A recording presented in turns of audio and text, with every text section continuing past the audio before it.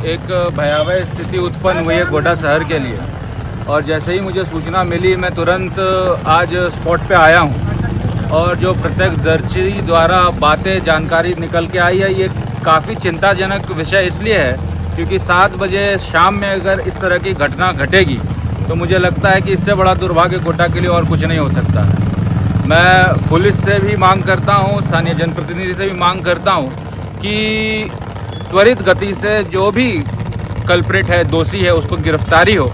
और एक सामान्य घटना हो सकती है लूटपाट की, लेकिन जिस प्रकार से फायरिंग हुई है और जिस प्रकार से यहाँ पर भय का वातावरण माहौल बना है तो ये कहीं ना कहीं दिखाता है कि एक संगठित गिरोह गोड्डा में काम कर रहा है और इस संगठित गिरोह के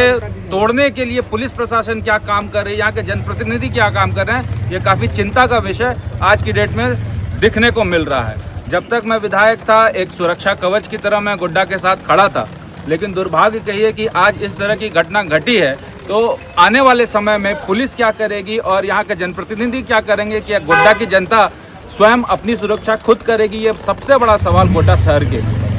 पोड़ैयाहाट में भी बीते दिन घटना हुई थी, आज यहाँ पर हो गई। पोड़ैयाहाट में तो पुलिस ने सख्ती दिखाई है, क्या लग रहा है यहाँ पर आपको? नहीं, यहाँ पे भी पुलिस को सख्ती दिखाना चाहिए और यदि पुलिस सख्ती नहीं दिखाएगी तो आम जनता प्रेशर बनाएगी कि पुलिस सख्ती से काम करे और तुरंत जो है जो भी कल्प्रिट है उसको पकड़कर दोषियों को सजा दिलाए, क्योंकि इस तरह की स्थिति अगर पोड़ैयाहाट के बाद गोड्डा में हो जाएगी, इससे पहले महगामा में भी हुई थी, तो अगर बौंसी में भी, तो इस तरह की स्थिति बार बार होने लग जाएगी तो ये काफ़ी चिंता का विषय है और ये नहीं होना चाहिए। और मैं अपील करूंगा जो भी जनप्रतिनिधि, या पुलिस के पास फोर्स नहीं है, या यहाँ के मंत्री 3-3 सायरन के साथ गाड़ियों के साथ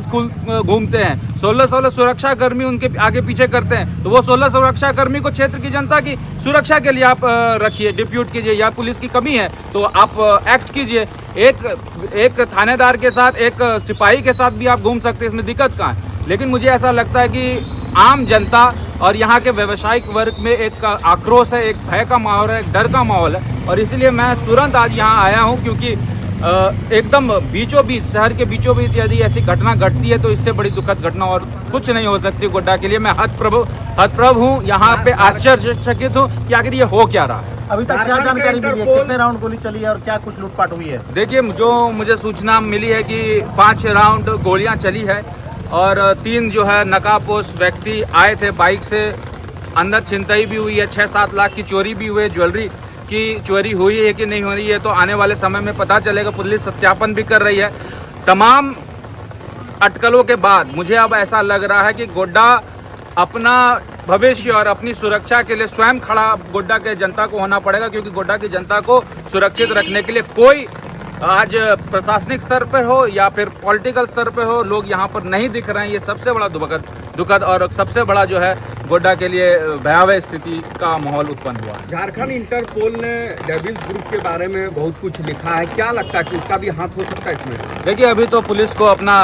इन्वेस्टिगेशन करना है, कौन डेविल ग्रुप है, कौन अन्य गिरोह है। अब इसके बारे में मुझे बहुत ज़्यादा जानकारी तो नहीं है कि किसके द्वारा ये घटना घटित हुई है, लेकिन जो भी है, यदि 24 घंटे के अंदर पुलिस इसका पटाक्षेप नहीं करती है तो गोड्डा की जनता स्वयं अपनी सुरक्षा के लिए सड़कों पे आएगी और जब गोड्डा की जनता सड़कों पर आएगी तो मैं दावे के साथ कहता हूं कि पुलिस पे भी प्रेशर आएगा और यहाँ के जनप्रतिनिधि में भी प्रेशर आएगा कि आप एक्ट कीजिए, काम कीजिए और गोड्डा की जनता को सुरक्षित रखिए। बाजार बंद का आह्वान किया गया है सर, क्या कहिएगा? हम पर मंडलीय अध्यक्ष गोड्डा सरकार समाज एवं विकास मंच संस्थान से बोल रहे हैं। कल 8 बजे हम लोग कारगिल चौक में जमा होंगे। पूरे सोनारों का दुकान प्लस बाजार का भी जो दुकानदार सपोर्ट कर रहे हैं वो समूचा दुकान कल बंद रहे। और अब जब तक हमारे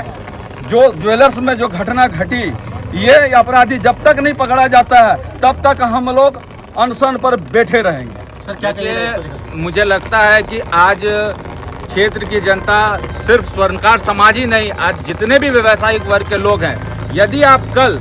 एकजुटता दिखाते हुए इस आंदोलन में, अनशन में, प्रोटेस्ट में, बंदी में भाग नहीं देते हैं तो मुझे लगता है कि फिर हम लोग ज़्यादा जो है बोलेंगे और काम कम करेंगे। इसलिए मैं